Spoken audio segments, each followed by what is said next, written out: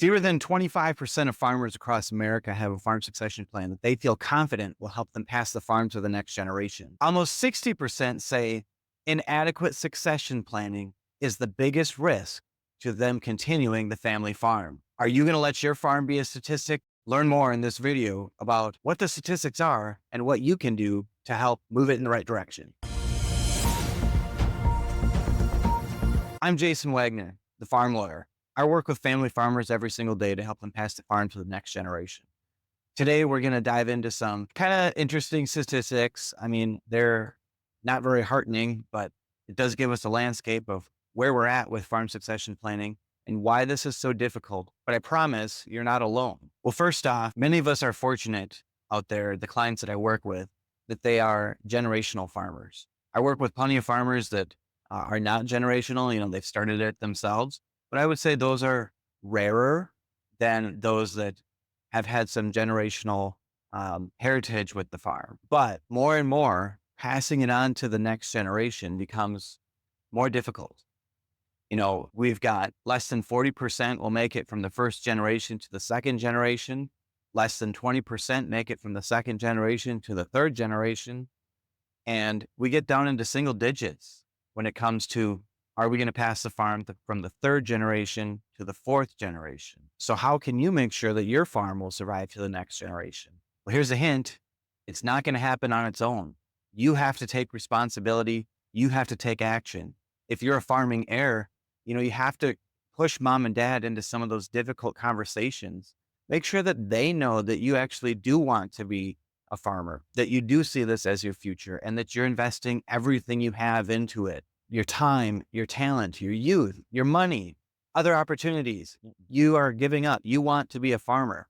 If you haven't said that, start bringing that up in conversation. Start saying, this is where I want to be. They may not know that you plan to be a farmer as a career, because among family farms, up to a third haven't considered who their farm successor would be, which, if we don't know who that's going to be, it makes it a lot harder for us to plan how we're going to pass on the family farm. Here in Minnesota, like across the country, we see a decline in family-owned farms. We start, say, the 1980s, over 85,000 family farms in America. We know what happened in the 80s, the farm crisis. We had a large drop-off. 10,000 farms are gone by 1990. But it didn't stop there. We continue to push that down. And now we have fewer than 65,000 farms. And with the average age of farmers being in the 60s, farm succession planning is more important now than ever. We also look at land that's in farming. So here we see that land in farms has been pretty stable for the last 100 years. The land that's been tilled and farmed 100 years ago is, by and large, most part, farmed today. But the number of farms we see has dropped significantly, and it still continues to drop. So the average farm size has gone up. We're looking at over 400 acres as average farm size. I think in Minnesota, the average farm size is about 400 acres. So we have the same amount of land being farmed by fewer families, and that means we have more land in fewer hands. And if we're going to keep that land from consolidating into fewer and fewer hands, we need family farms to survive. We need family farms to make it to the next generation and the generation after that. And we need you, farmers, to be a part of that. You're the ones in control right here. We can't make it happen without you. And when we get into that, we have to have that reflected in the estate plan. If you haven't started transferring the farm during life, you're likely going to pass it during your death, which means that your farm estate plan is critically important to making sure that can happen. If you have a farm estate plan that says that your farm is going to be divided up between your farm successor and all of your non-farming children in equal shares, we know statistically, practically, with experience, that's a 99% chance that farm's going to fail. It just makes it too difficult, especially at these prices that we're seeing today. If you consider a 400 acre farm, and let's say it's 10,000 an acre, and we're just looking at the land here. So $4 million of value. And if we say there's 3 kids, one's farming, 2 are not, and we expect the farming heir to buy out the Non-farming heirs, well, here you go.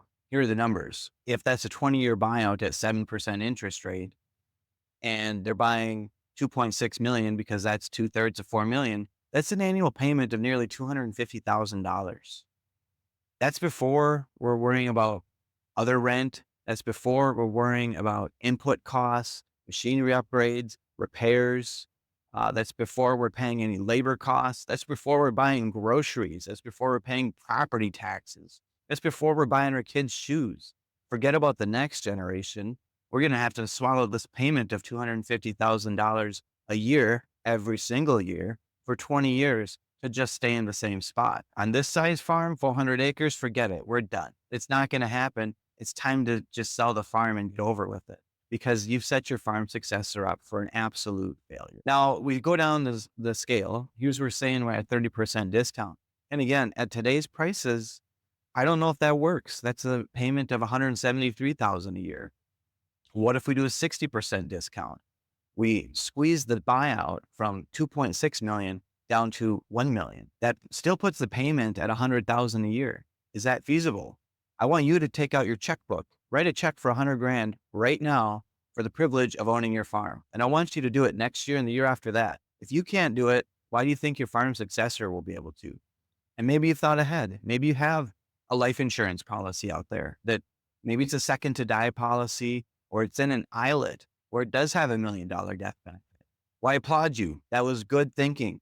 And if you haven't done that, you still could do that. But we can't be setting up a farm succession plan that says, we expect you, farm successor, to pay $150,000 or $250,000 every year for the next 20 years to own this 400-acre farm. That is just not going to work. It's not going to happen.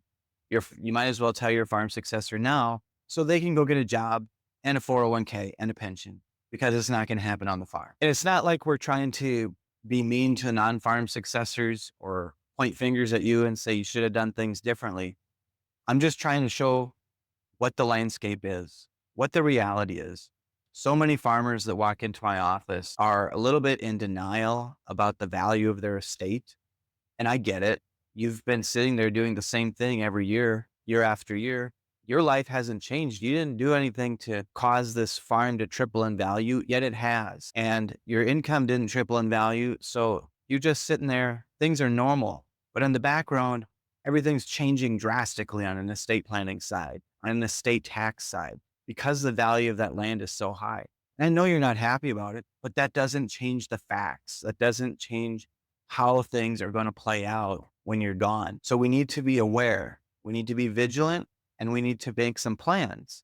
And if you want your non-farming heirs to get a substantial inheritance or to get something closer to what your farming heir is going to get, that's fine. Well, we can look at some strategies.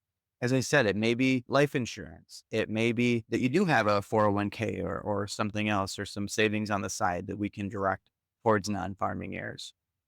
Or it may be that we want our farm successor to buy out our non-farming heirs, but we're going to be intentional about what that buyout is. We're going to make sure it's something that the farm itself can sustain, because these dollars are not coming from anywhere else other than the farm.